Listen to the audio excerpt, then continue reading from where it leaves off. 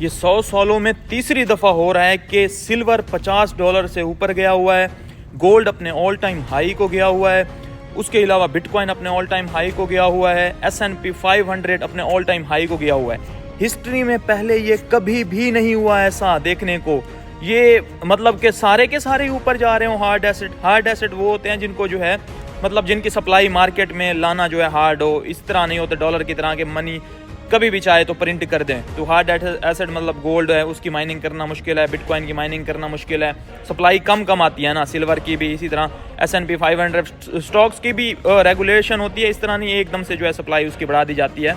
तो यहाँ पे जो है सारे हार्ड एसेट ही पंप कर रहे हैं।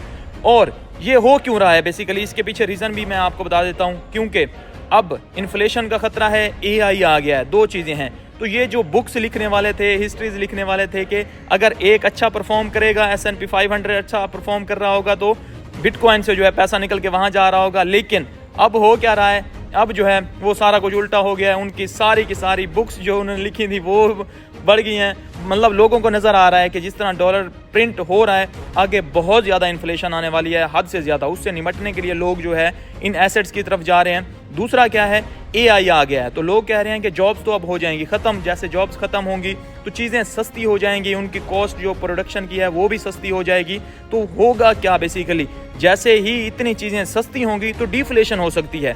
तो इन्फ्लेशन का खतरा भी है, हाइपर इन्फ्लेशन का, और डिफ्लेशन का भी है। लोगों को समझ ही नहीं आ रही कि लोगों ने करना क्या है।